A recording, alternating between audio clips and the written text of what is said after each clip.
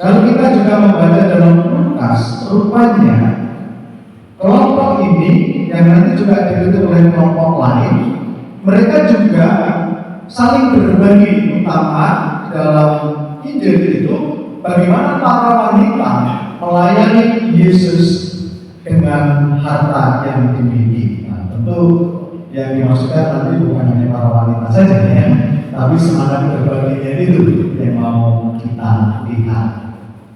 Nah, lalu kemudian dasar yang utama dari komunitas Baptis itu adalah dari kisah para rasul bab 2 ayat 41 sampai 47 dan bab 4 ayat 32 sampai 37, di mana di sana ditampilkan tentang kehidupan jemaat perdana. Nah, ada beberapa hal yang bisa kita timba dalam dari kehidupan jemaat perdana. Pertama adalah bagaimana jemaat perdana hidup dalam persekutuan yang didasari oleh semangat sehati sejiwa. Yang mereka hidup di dalam persaudaraan yang didasari dengan semangat sehati sejiwa. Lalu yang kedua, jemaat perdana mereka rajin berkumpul dan setia dalam pengajaran para rasul. Jadi mereka selalu menimba iman dari pengajaran para rasul. Lalu kemudian mereka juga tekun dalam doa bersama dan pemecahan roti. Tentu pemecahan roti yang kita pahami itu adalah yang mereka lakukan itu adalah yang menjadi dasar ekaristi kita saat ini. Maka diharapkan nanti juga kita sampai ke sini berpikir. Jadi tekun dalam doa bersama dan pemecahan roti. Lalu kemudian mereka juga hidup dalam semangat solidaritas, di mana berbagi dengan yang berkekurangan. Nah, ini adalah inspirasi yang bisa kita timba dari semangat hidup atau cara hidup jemaat perdana. Lalu kemudian bagaimana jemaat perdana ketika hidup di tengah masyarakat, mereka juga hidup dengan baik dikatakan sehingga disukai banyak orang. Nah, ini sangat menginspirasi untuk kita ya. Apakah orang Katolik itu disukai banyak orang? Belum tentu. Nah, tapi inspirasinya adalah dari sini. Kita mau ke sana, cita-cita kita. Nah, lalu kemudian dari magisterium kita dari eksortasi Apostolik Evangelii Nuntiandi nomor 58. Apa yang dikatakan di sana? Pertama adalah sabda Allah menjadi sumber hidup bukan pada ideologi atau polarisasi politik. Ini Evangelii Nuntiandi nomor 58 berbicara tentang komunitas basis yang dengan latar belakang situasi sosial dan politik pada waktu itu. Evangelii Nuntiandi mengatakan bahwa sabda Allah menjadi sumber hidup. Jadi bukan kelompok basis, bukan berdasarkan pada ideologi atau aliran politik, tetapi dasarnya adalah sabda Allah. Kemudian bersifat universal, bukan sektarian, terbuka kepada semua orang. Jadi bukan ada latar belakang karena kepentingan tertentu atau bahkan suku-suku tertentu. Terikat dalam kesatuan gereja lokal dan universal, tidak pernah namanya terpisah menjadi sebuah lembaga atau organisasi tersendiri. Lalu dalam kesatuan dengan gembala setempat, tentu ini adalah pastor paroki dan uskup. Lalu bertemu dalam semangat misioner dan aktif berpartisipasi. Baik, itu berdasarkan IN Evangelii Nuntiandi. Lalu kita akan lihat dari yang lain, yaitu katekesi Pradede nomor 47. Apa yang dikatakan? KBG adalah tempat evangelisasi dan katekesi berkelanjutan. Itu bukan lebih. Jadi KBG itu bukan hanya sekedar sebagai sebuah perkumpulan berdoa dan seterusnya, tetapi juga menjadi tempat di mana orang melakukan evangelisasi dan katekese berkelanjutan. Lalu Familiaris Konsorsium berkata demikian, komunitas basis gereja itu sebagai keluarga bagi siapapun.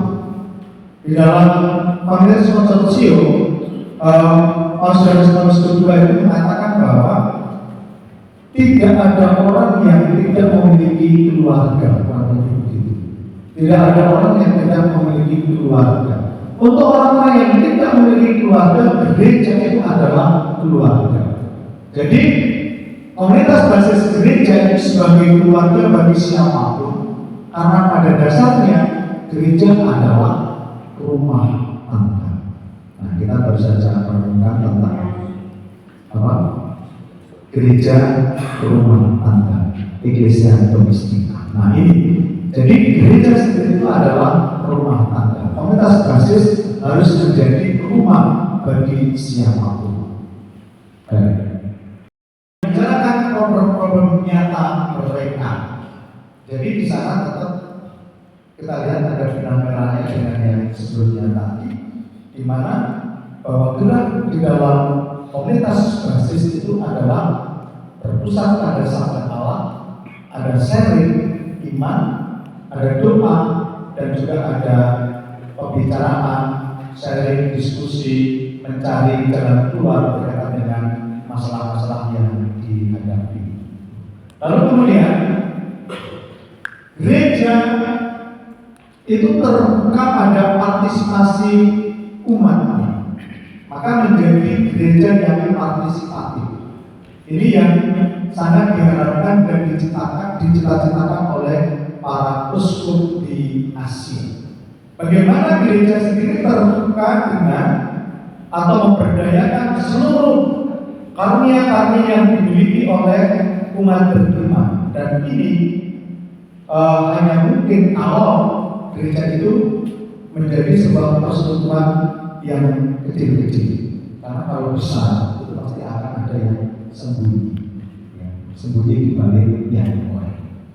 Nah, lalu kemudian Bapak Uskup di Asia juga Bapak Uskup di Asia mengatakan bahwa gereja melakukan penguatan kabar gembira dan kesaksian dengan menjadi tanda kenabian dan ragi perubahan di tengah masyarakat pada tingkat akar rumput. Jadi bagaimana gereja sendiri bisa menjadi ragi perubahan, ya, di tingkat akar rumput bagi masyarakat. Dan tentu kalau kita bicara tentang tingkat akar rumput itu berarti ada level basis. Lalu kemudian gereja adalah komunitas yang berkarya demi keserasian hubungan antar agama dan karya dan profesi mereka. Ini yang akan menjadi perjuangan terus-menerus. Pastor yang Ketua Komisi Kerasulan Umum masih harus diadakan masih terus Kapal. Tahun lalu yang sudah kita lakukan, kita menjadikan tahun kemarin sebagai tahun kebangsaan karena ada pemilu, dan ini nanti dilanjutkan dengan pilkada yang dengan pemilu presiden. Yang kita lakukan memberikan animasi dan edukasi politik kepada umat kita.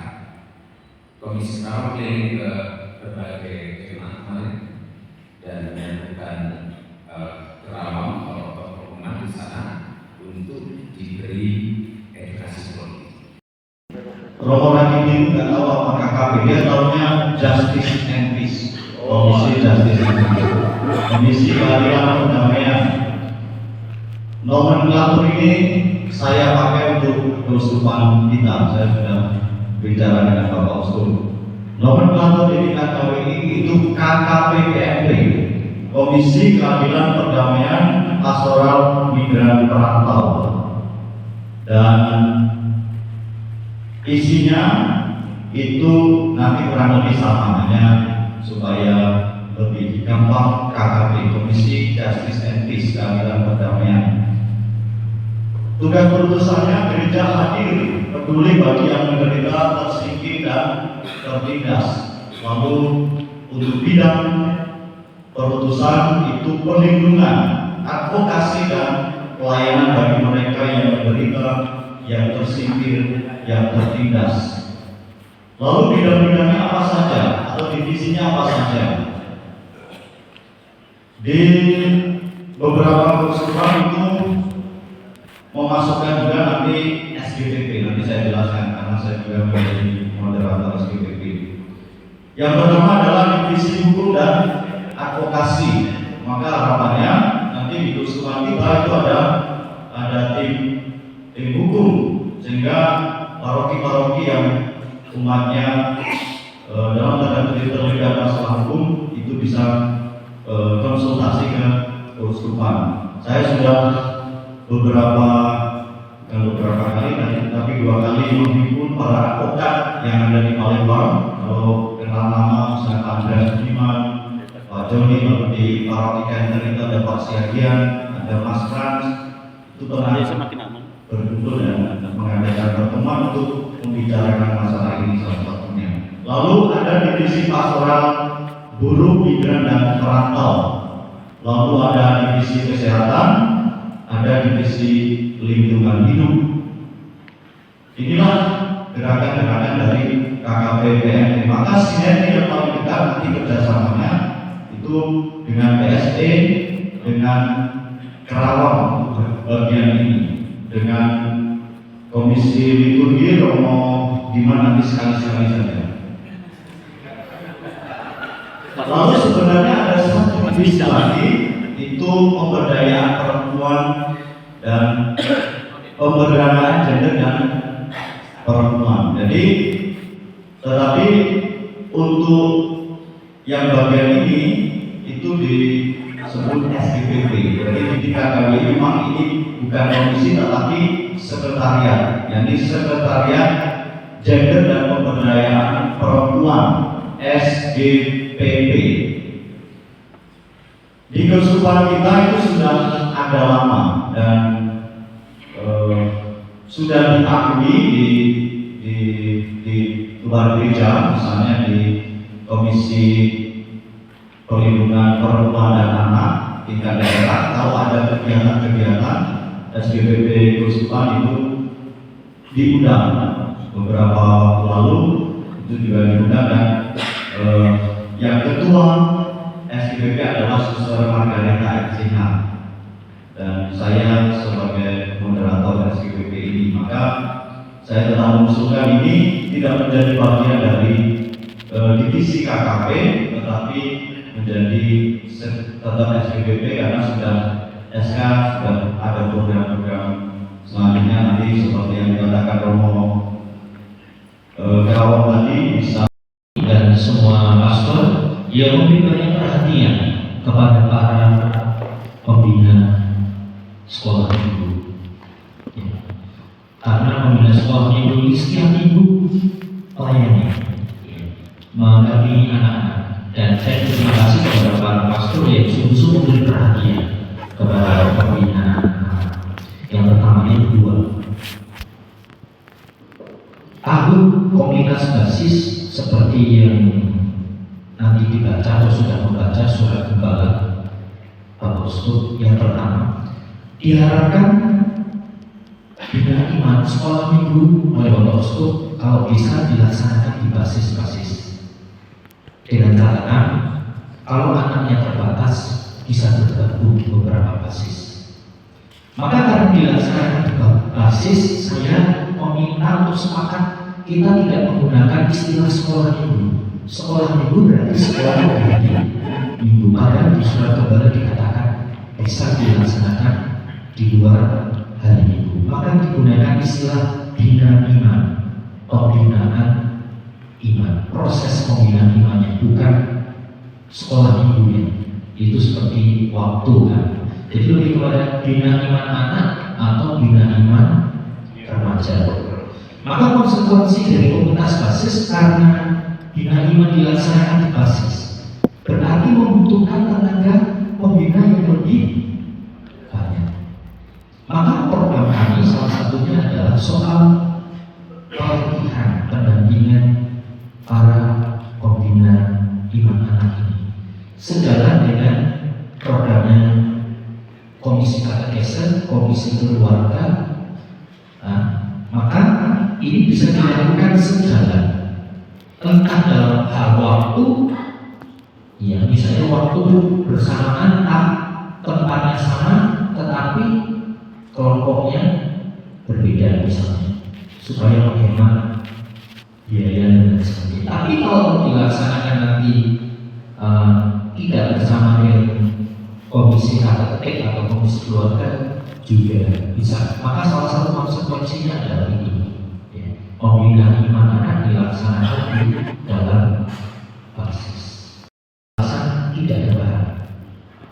Terus buku-buku yang saya pernah titipkan kepada Pak itu adalah alternatif. Kalau bahan dari KKI itu adalah berdasarkan penambahan liturgi, kalau dari buku Yuket ini pokok iman, aku percaya, sakramen, satu sangka, dan lain sebagainya. Dan itu di alternatif bahan yang bisa dipakai kalau mau variasi di luar dari penambahan liturgi. Maka apa yang disampaikan Bapak Uskup dalam surat Gembala, kami berharap juga perhatian para pastor paroki, termasuk dikatakan di sana merancang program paroki untuk 4 prioritas subjek pastoral: anak remaja, orang muda, keluarga, dan komunitas basis gereja. Memperluaskan anggaran untuk katekese daripada seremoni dan pesta. Menghadiri undangan-undangan dari pemerintah maupun dari instansi atau lembaga lain. Saya kira jalinan hubungan persaudaraan antara agama itu tetap perlu kita pelihara dengan kehadiran bersama. Lalu yang kedua, terkait program komisi, hanya di bulan Januari nanti kita menunggu kepastian waktu dari Monsinyur. Kita akan mengundang Komisi Kerawang Pak Sepusupan untuk Zoom meeting. Pertama tentu mendengarkan arahan dan peneguhan dari Bapak Uskup terkait karya kerasulan ini, dan yang kedua mendengarkan mungkin ada hal yang baik, mereka bisa saling berbagi apa yang sudah berhasil baik di satu tempat, mungkin bisa disaringkan di pelajari oleh tempat yang lain. Atas basis mulai dari desain buku, paper, dan lain sebagainya. Kemudian di paroki kalau ada kegiatan dan tidak bisa komunikasi dengan kami, misalnya kami harus datang ke paroki, silakan untuk mengirimkan file foto yang mungkin baik juga tulisan-tulisan singkat. Kami akan sharekannya di media sosial Komsos atau juga memasukkan ke komunitas. Kalau misalnya di paroki ada orang-orang tertentu yang bisa menulis secara garis besar kegiatan tertentu dan mengirimkan beberapa foto, bisa nanti dikirimkan ke kami dan kami akan edit sedemikian rupa dan kami masukkan ke komunitas.